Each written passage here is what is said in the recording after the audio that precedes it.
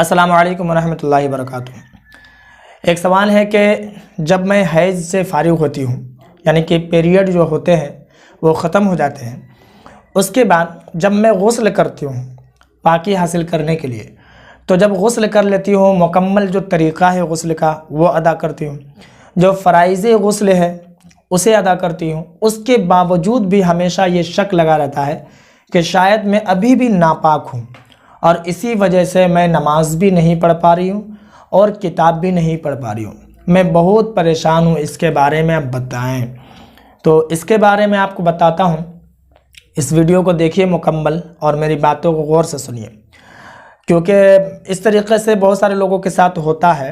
ये बहुत बड़ा मसला नहीं है, इंशाअल्लाह तबारक व तआला ठीक हो जाएगा। बस आप मेरी बातों को सुनिए। बहुत सारे लोगों के साथ होता है, जैसे पेशाब के बाद उसे ये ख्याल होता है कि शायद पेशाब का कतरा पैंट में लग गया है या फिर पजामा में लग गया है। इस तरीके से बहुत सारे लोगों का शक होता है वज़ू में भी, कि वज़ू बनाए हैं उसके बाद ऐसा लगता है कि शायद हम ये धोना भूल गए, शायद ये सुन्नत अदा करना भूल गए। इस तरीके का मामला होता है।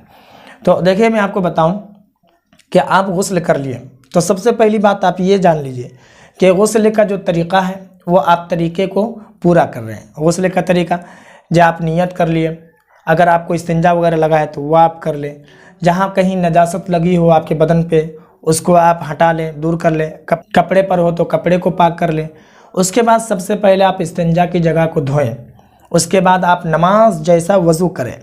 उसके बाद आप दाएं कंधे पर पानी, फिर बाएं कंधे पर पानी, फिर पूरे बदन पर पानी बहाएंगे। इस तरीके से बहाएंगे कि एक बाल के बराबर भी सूखा ना रहे। ये बात समझ में आ रही है आपको? ये है तरीक़ा जो मैंने आपको बताया।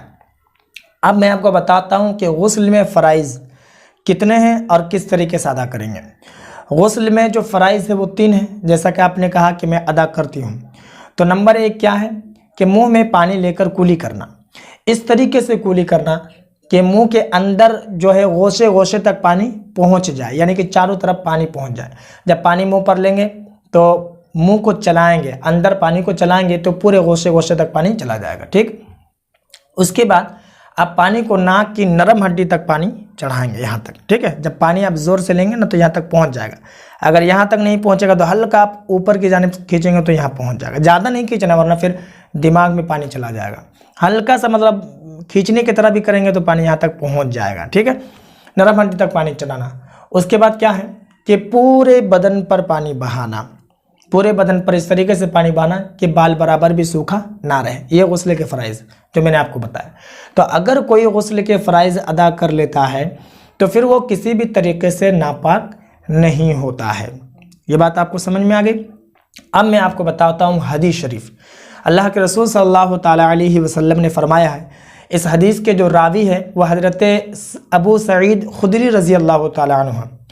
वो फरमाते हैं कि अल्लाह के रसूल सल्लल्लाहु अलैहि वसल्लम ने फरमाया है कि जब वज़ू या गुस्ल में वसवसा दिल में पैदा हो, यानी कि शैतान दिल में वसवसा पैदा करे कि तुम्हारा वज़ू सही नहीं है, तुम्हारा गुस्ल सही नहीं है, तो फिर उस वक्त आप यूँ कहेंगे कि तू झूठा है।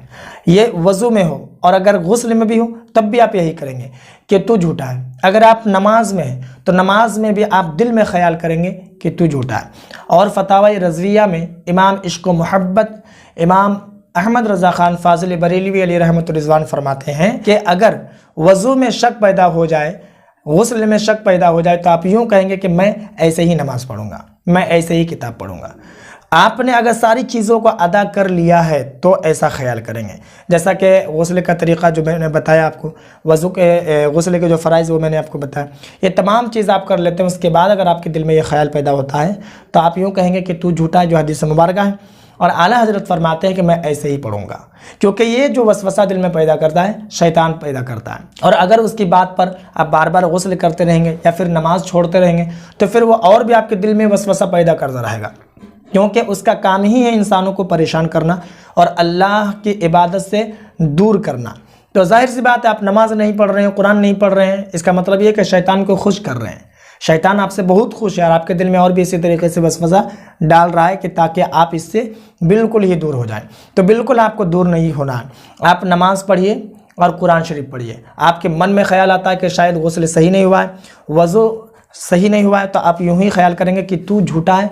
आला हजरत ने जो फरमाया आप वो भी कहेंगे कि मैं ऐसे ही करूँगा, आप कहेंगे कि मैं ऐसे ही करूँगी।